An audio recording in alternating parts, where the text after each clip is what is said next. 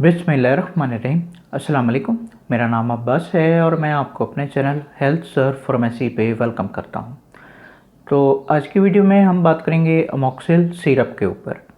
पर इससे पहले कि मैं अपनी ये वीडियो जो है शुरू करूँ, अगर आपने मेरे चैनल को अभी तक सब्सक्राइब नहीं किया तो सब्सक्राइब के बटन पर क्लिक करके मेरे चैनल को सब्सक्राइब कर लें और इसके साथ ही एक बेल आइकॉन का बटन भी होगा, इसको प्रेस करके ऑल पे क्लिक कर दें।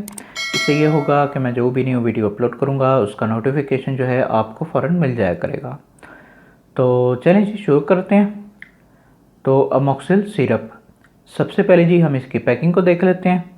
तो ये मेरे हाथ में जो है अमोक्सिल सिरप जो है मौजूद है। ये इसकी पैकिंग जो है इस तरीके से आती है। मैं करीब करके दिखा देता हूँ। ये जो है अमोक्सिल सिरप जो है इस तरीके से इसकी पैकिंग जो है आती है। अब अगर मैं खोल के दिखाऊं तो ये जी अमोक्सिल सिरप जो है इस तरीके से आता है। मैं करीब करके दिखा देता हूँ।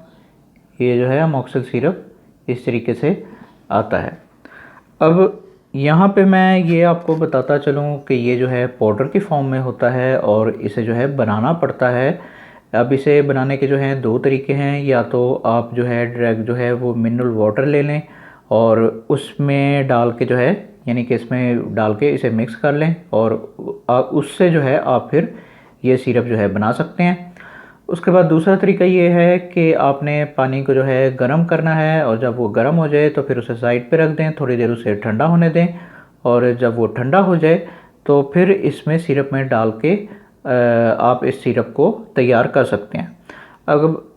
अब अगर मैं यहाँ पे दिखाऊं, या मैं करीब करके दिखा रहा हूँ, यहाँ पे जो है एक छोटा सा निशान होता है और यहाँ तक आपने इसमें पानी डाल के इसे जो है रेडी करना होता है। तो इस तरीके से जो है ये सिरप जो है तैयार होता है। अब ये जी इसकी पैकिंग हो गई। अब हम बात करते हैं अमोक्सिल की फॉर्म्स के ऊपर कि अमोक्सिल जो है कितनी किस्म की फॉर्म्स में जो है मार्केट में मौजूद है। तो अमोक्सिल जो है ये तकरीबन हर किस्म की फॉर्म में जो है मार्केट में मौजूद है। अब सबसे पहले जी ये सिरप की फॉर्म में मार्केट में मौजूद है जो कि आप मेरे हाथ में देख रहे हैं। उसके बाद जो है फिर ये ड्रॉप की फॉर्म में भी मार्केट में मौजूद है और उसके बाद जो है फिर ये कैप्सूल की फॉर्म में भी मार्केट में मौजूद है। अब जो भी डॉक्टर जो है आपको रेकमेंड करेंगे आपने उसके मुताबिक जो है अमोक्सिल को यूज़ करना है। अब इस वीडियो में जो है हम सिर्फ अमोक्सिल सिरप के ऊपर ही फोकस करेंगे। तो ये सारी जो है इसकी फॉर्म्स हो गई। अब हम बात कर लेते हैं इसकी ड्रग के ऊपर या फिर इसके फार्मूले के ऊपर। तो अमोक्सिल सिरप का फार्मूला होता है अमोक्सिसाइक्लिन। मैं फिर से आपके लिए एक और बार दोहरा देता हूँ। अमोक्सिसाइक्लिन जो है इसका फार्मूला होता है। अब ये फार्मूला जो है पेनिसिलिन की ब्रांच से निकला हुआ फार्मूला है और इसी को हम जो है अमोक्सिसिलिन के नाम से जो है वो जानते हैं। अब ये जी इसकी ड्रग हो गई। अब इसकी कंपनी के ऊपर बात कर लेते हैं कि इसे जो है कौन सी कंपनी जो है वो बना रही है। तो जीएसके फार्मास्यूटिकल्स जो है वो कंपनी है, यानी कि ग्लैक्सोस्मिथक्लाइन जो है वो कंपनी है जो कि इस सिरप को बना रही है और बहुत ही अच्छी कंपनी है, मल्टीनेशनल कंपनी कहलाती है ये और बहुत ही अच्छी मेडिसिन जो है ये बनाती है। तो ये जी इसकी कंपनी हो गई। अब हम बात कर लेते हैं इसके बेनिफिट्स के ऊपर। तो अमोक्सिल सिरप के बेनिफिट्स ये होते हैं कि ये सिरप जो है एंटीबायोटिक्स होता है और जितने भी बैक्टीरियल इन्फेक्शन आ जाते हैं उनमें जो है इस सिरप को बच्चों में यूज़ करवाया जाता है। अब इस पे ज़रा तफसील से बात कर लेते हैं। तो अगर आपके बच्चे को किसी भी किस्म का बुखार वगैरह हो रहा है, जैसे कि आम बुखार हो जाता है या फिर मलेरिया हो जाता है या टाइफाइड हो जाता है, तो अगर आपके बच्चे को किसी भी किस्म का बुखार हो रहा है तो वहाँ पे जो है डॉक्टर्स आपको ये सिरप जो है रेकमेंड करते हैं। आप इस सिरप को जो है अपने बच्चों को यूज़ करवा सकते हैं। उसके बाद अगर आपके बच्चे को किसी भी किस्म का कोई भी बैक्टीरियल इन्फेक्शन हो रहा है, जैसे कि कान में कोई इन्फेक्शन हो जाता है या नाक में हो जाता है या मुंह के अंदर कोई इन्फेक्शन हो जाता है, जैसे कि दाढ़ वगैरह का दर्द वगैरह हो जाना, इसी तरीके से गले में कोई इन्फेक्शन हो जाता है या छाती में हो जाता है या फिर आंतों में हो जाता है या मैदे में हो जाता है, तो कहीं भी किसी भी किस्म का अगर आपके बच्चे को कोई बैक्टीरियल इन्फेक्शन हो रहा है तो उस हालत में जो है डॉक्टर्स आपको ये सिरप जो है रेकमेंड करते हैं। आप ये सिरप जो है अपने बच्चे को यूज़ करवा सकते हैं। उसके बाद अगर आपके बच्चे को जो है कोई ज़ख़म वगैरह हुए हैं, कोई इंजरी वगैरह हुई है, तो बाज़ों का जो है वहाँ पे इन्फेक्शन होने का ख़तरा होता है। तो इन्फेक्शन से बचने के लिए भी डॉक्टर जो हैं आपको ये सिरप जो है रेकमेंड करते हैं। आप ये सिरप अपने बच्चे को यूज़ करवा सकते हैं। उसके बाद अगर आपके बच्चे का कोई सीरियस किस्म का ऑपरेशन वगैरह हुआ है तो बाज़ों का जो है ऑपरेशन के बाद जो है वो इन्फेक्शन होने का ख़तरा होता है। तो बाज़ों का जो है उस हालत में भी इन्फेक्शन से बचने के लिए डॉक्टर्स आपको ये सिरप जो है रेकमेंड करते हैं। आप ये सिरप अपने बच्चे को यूज़ करवा सकते हैं। अब अगर आसान लफ्ज़ों में कहूँ तो अगर आपके बच्चे को किसी भी किस्म का कोई भी बैक्टीरियल इन्फेक्शन हो रहा है तो उस हालत में जो है डॉक्टर्स आपको ये सिरप जो है रेकमेंड करते हैं। आप ये सिरप अपने बच्चे को यूज़ करवा सकते हैं। बस आपने जो भी करना है वो डॉक्टर के मशवरे से करना है। तो ये सारे जो हैं इसके बेनिफिट्स हो गए। अब हम बात कर लेते हैं इसके यूजेस के ऊपर। तो अमोक्सिल सिरप के यूजेस ये होते हैं कि इस सिरप को जो है 2 साल से 12 साल के दरमियान जो बच्चे आते हैं उनमें जो है इस सिरप को यूज़ करवाया जाता है। इस एज के दरमियान जो है डॉक्टर्स आपको ये सिरप जो है रेकमेंड करते हैं। अब यहाँ पे मैं फिर से आपको वही नसीहत करूँगा कि जो अपनी हर वीडियो में करता हूँ कि बराए मेहरबानी खुद डॉक्टर ना बने, डॉक्टर को अपना काम करने दें। जब तक डॉक्टर आपको ये सिरप जो है लिख के नहीं देते उस वक्त तक आप ये सिरप जो है अपने बच्चों को यूज़ ना करवाएं। खुदा अपने आप पे और अपने प्यारों पे रहम किया करें।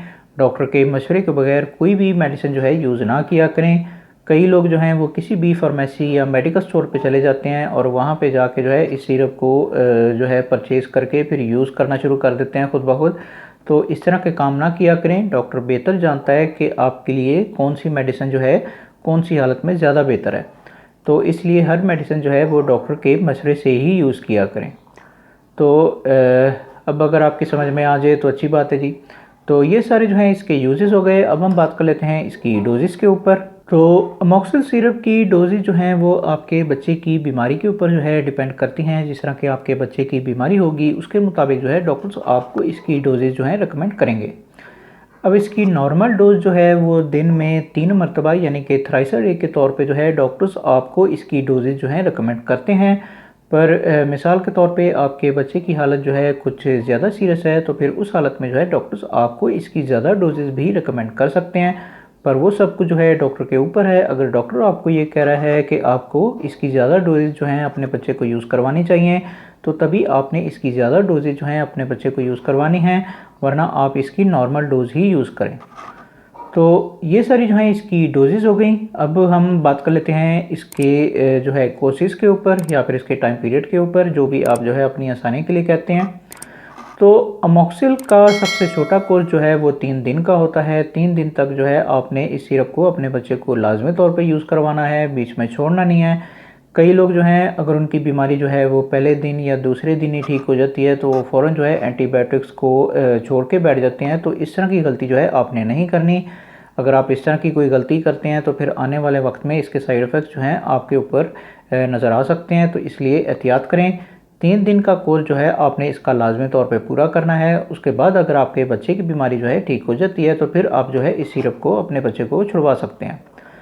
अब उसके बाद जो है इसका सेकंड कोर्स जो है वो 5 दिन का होता है, यानी 3 दिन तक आपने मुसलसल इस सिरप को यूज़ किया है लेकिन फिर भी आपके बच्चे की बीमारी जो है ठीक नहीं हो रही है तो फिर आप जो है 5 दिन तक इस सिरप को जो है वो लाजमी तौर पे अपने बच्चे को यूज़ करवाएं। उसके बाद जो है अगर आपके बच्चे की बीमारी जो है ठीक हो जाती है तो फिर आप जो है इस सिरप को अपने बच्चे को छुड़वा सकते हैं। उसके बाद आपने जो है इस सिरप को जो है 5 दिन तक मुसलसल यूज़ कर लिया है लेकिन फिर भी आपके बच्चे की बीमारी जो है ठीक नहीं हो रही है तो फिर इसका मैक्सिमम कोर्स जो है वो 7 दिन का होता है। 7 दिन तक आपने इस सिरप को जो है लाजमी तौर पे अपने बच्चे को यूज़ करवाना है। उसके बाद अगर आपके बच्चे की बीमारी जो है ठीक हो जाती है तो फिर आप जो है ये सिरप अपने बच्चे को छुड़वा सकते हैं। अब मिसाल के तौर पे आपने इसे जो है 7 दिन तक भी यूज़ कर लिया है लेकिन फिर भी आपके बच्चे की बीमारी जो है ठीक नहीं हो रही है तो फिर मैं आपको ये कहूँगा कि आप डॉक्टर से मशवरा करें। अगर डॉक्टर आपको ये कहते हैं कि आपको ये सिरप जो है मज़ीद यूज़ करना चाहिए तो आप जो है मज़ीद जो है ये सिरप अपने बच्चे को यूज़ करवा सकते हैं, वरना आप जो है कोई और एंटीबायोटिक सिरप जो है वो अपने बच्चे के लिए लिखाएँ ताकि उसकी बीमारी जो है वो जल्द से जल्द ठीक हो सके। तो ये सारे जो हैं इसके कोर्सेज़ हो गए। अब हम बात कर लेते हैं इसके कॉन्ट्राइंडिकेशंस के ऊपर या फिर इसके प्रिकॉशंस के ऊपर, यानी कि वो बच्चे जो कि इस सिरप को जो है यूज़ नहीं कर सकते। तो सबसे पहले जी, अगर आपके बच्चे को जो है इसके फार्मूले से किसी किस्म की एलर्जी है तो उस हालत में जो है आप ये सिरप जो है अपने बच्चे को यूज़ नहीं करवा सकते। उसके बाद अगर आपके बच्चे को जो है कोई सांस वगैरह के मसले मसाइल हो रहे हैं, यानी कि उसे जो है सांस लेने में मुश्किल होती है या फिर उसे जो है वो दमा वगैरह हो रहा है, तो उस हालत में भी आप ये सिरप जो है अपने बच्चे को यूज़ नहीं करवा सकते। उसके बाद अगर आपके बच्चे का जो है खून जो है ज़रूरत से ज़्यादा गाढ़ा है और उसका ब्लड प्रेशर जो है वो कभी कभार जो है हाई रहता है, तो फिर उस हालत में भी आप ये सिरप जो है अपने बच्चे को यूज़ नहीं करवा सकते। उसके बाद अगर आपके बच्चे को जो है वो गुर्दों वगैरह के कोई मसले मसाइल हो रहे हैं, यानी कि गुर्दों में जो है उसके कोई पथरी वगैरह है या इस तरह का कोई और मसला जो है आपके बच्चे के साथ हो रहा है, तो उस हालत में भी आप ये सिरप जो है अपने बच्चे को यूज़ नहीं करवा सकते। उसके बाद अगर आपके बच्चे को जो है वो जिगर वगैरह के कोई मसले मसाइल हैं, यानी कि उसका जिगर जो है वो ठीक तरीके से खून नहीं बना रहा है या इस तरह का कोई और मसला जो है आपके बच्चे के साथ हो रहा है, तो उस हालत में भी आप ये सिरप जो है अपने बच्चे को यूज़ नहीं करवा सकते। अब जब भी आप जो है डॉक्टर के पास जाते हैं और आपके बच्चे को जो है इनमें से कोई भी मसले मसाइल हो रहे हैं और आप देख रहे हैं कि डॉक्टर आपको ये सिरप जो है लिख के दे रहे हैं, तो आपने अपने बच्चे की बैकग्राउंड के बारे में डॉक्टर को लाजमी तौर पे बताना है, ताकि डॉक्टर आपको सही मेडिसिन जो है वो रिकमेंड करे। तो ये सारे जो हैं इसके कॉन्ट्राइंडिकेशंस हो गए। अब हम बात कर लेते हैं इसके साइड इफ़ेक्ट्स के ऊपर। तो अमोक्सिल सिरप के साइड इफ़ेक्ट्स जो हैं वो ज़्यादा नोटिस करने में नहीं आते, लेकिन इसका मतलब ये नहीं है कि इसके साइड इफ़ेक्ट्स जो हैं वो मौजूद नहीं हैं। इसके साइड इफ़ेक्ट्स जो हैं वो मौजूद हैं और कई बच्चों पे अपना असर भी दिखा देते हैं, तो इसलिए एहतियात करें। अब मैं इसके साइड इफ़ेक्ट्स जो हैं वो आपको बता देता हूँ। तो इसके साइड इफ़ेक्ट्स में सबसे पहले, अगर आपके बच्चे को जो है इसके फार्मूले से किसी किस्म की एलर्जी है, तो आपको कुछ एलर्जी रिएक्शन जो हैं वो देखने में आ सकते हैं। जैसे कि आपके बच्चे के जिस्म पे रैशेस वगैरह हो सकते हैं या इस तरह का कोई और मसला जो है आपके बच्चे के साथ हो सकता है, तो ये चीज़ इसके साइड इफ़ेक्ट्स में जो है शामिल है। उसके बाद जो है आपके बच्चे को जो है वो वीकनेस हो सकती है, यानी कि उसे जो है कमज़ोरी जो है वो हो सकती है, तो ये चीज़ भी इसके साइड इफ़ेक्ट्स में जो है शामिल है। उसके बाद जो है आपके बच्चे को जो है वो गनूदगी हो सकती है या फिर उसे जो है तेज़ चक्कर वगैरह भी आ सकते हैं, तो ये चीज़ भी इसके साइड इफ़ेक्ट्स में जो है शामिल है। उसके बाद जो है आपके बच्चे को जो है वो ज़रूरत से ज़्यादा जो है वो थकान का एहसास जो है वो रह सकता है, तो ये चीज़ भी इसके साइड इफ़ेक्ट्स में जो है शामिल है। उसके बाद जो है आपके बच्चे को जो है वो मैदे के मसले मसाइल जो हैं वो देखने में आ सकते हैं, जैसे कि पेट में दर्द होना या गैस वगैरह होना, तो ये चीज़ भी इसके साइड इफ़ेक्ट्स में जो है शामिल है। उसके बाद जो है आपके बच्चे को जो है वो डायरिया हो सकता है, यानी कि उसे जो है लूज़ मोशन जो हैं वो लग सकते हैं, तो ये चीज़ भी इसके साइड इफ़ेक्ट्स में जो है शामिल है। उसके बाद जो है आपके बच्चे को नोज़िया हो सकता है, यानी कि उसे जो है उल्टियाँ वगैरह जो हैं वो लग सकती हैं, तो ये चीज़ भी इसके साइड इफ़ेक्ट्स में जो है शामिल है। उसके बाद जो है आपके बच्चे को जोड़ों का दर्द वगैरह जो है वो देखने में आ सकता है, तो ये चीज़ भी इसके साइड इफ़ेक्ट्स में जो है शामिल है। उसके बाद जो है आपके बच्चे की स्किन का कलर या फिर उसकी आँखों का कलर जो है वो चेंज हो सकता है, यानी कि वो चेंज होकर जो है ज़रूरत से ज़्यादा जर्द हो सकता है, तो ये चीज़ भी इसके साइड इफ़ेक्ट्स में जो है शामिल है।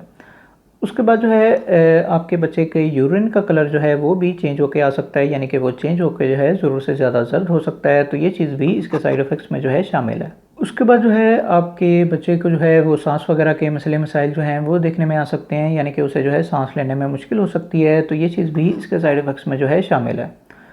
उसके बाद जो है आपके बच्चे को जो है वो गुर्दों के मसले मसाइल जो हैं वो देखने में आ सकते हैं, यानी कि गुर्दों में जो है उसके पथरी वगैरह जो है वो हो सकती है या इस तरह का कोई और मसला जो है उसके साथ हो सकता है, तो ये चीज़ भी इसके साइड इफ़ेक्ट्स में जो है शामिल है। अब ये मैंने जितने भी साइड इफ़ेक्ट्स आपको बताए हैं, अगर ये साइड इफ़ेक्ट्स जो हैं आपको अपने बच्चे पे नज़र आ रहे हैं, तो आप फ़ौरन जो है डॉक्टर से रब्ता करें और अपनी मेडिसिन जो है वो चेंज करवाएँ, ताकि आपके बच्चे का इलाज ठीक तरीके से हो पाए। और इन सारे साइड इफ़ेक्ट्स की वजह से ही मैं आपसे हर वीडियो में गुजारिश करता हूँ कि बराए मेहरबानी डॉक्टर के पास चली जाया करें, डॉक्टर से मेडिसिन लिखवा लिया करें। जब तक डॉक्टर आपको ये मेडिसिन जो है लिख के नहीं देते, उस वक्त तक आप ये सिरप जो है अपने बच्चों को यूज़ ना करवाएं। खुदा अपने आप पे और अपने बच्चों पे रहम किया करें। डॉक्टर के मशवरे के बगैर कोई भी मेडिसिन जो है यूज़ ना किया करें। अब अगर आपकी समझ में आ जाए तो अच्छी बात है जी। तो ये सारे जो हैं इसके साइड इफ़ेक्ट्स हो गए। अब हम बात कर लेते हैं इसकी प्राइस के ऊपर कि मार्केट में आजकल इसकी कीमत जो है वो क्या चल रही है। तो जबकि मैं ये वीडियो बना रहा हूँ तो इसकी एक सिरप की कीमत है 126 रुपीज़, यानी कि 126 रुपये में जो है ये सिरप आपको किसी भी फार्मेसी या मेडिकल स्टोर से जो है आसानी के साथ मिल जाएगा। तो ये जी इसकी कीमत हो गई और मेरा ख्याल है कि मैं सब कुछ बता चुका हूँ। तो ये जी आज की वीडियो थी। अगर वीडियो आपको पसंद आई हो तो फिर लाइक करें, शेयर करें और बराए मेहरबानी मेरे चैनल को सब्सक्राइब करना ना भूलें। मन में अगर किसी भी किस्म का कोई भी सवाल आपके मन में आ रहा हो तो कमेंट बॉक्स में ज़रूर पूछें, मैं ज़रूर आंसर बैक करूँगा। बाकी मिलते हैं फिर अगली वीडियो में, उस वक्त तक के लिए मुझे इजाज़त दें।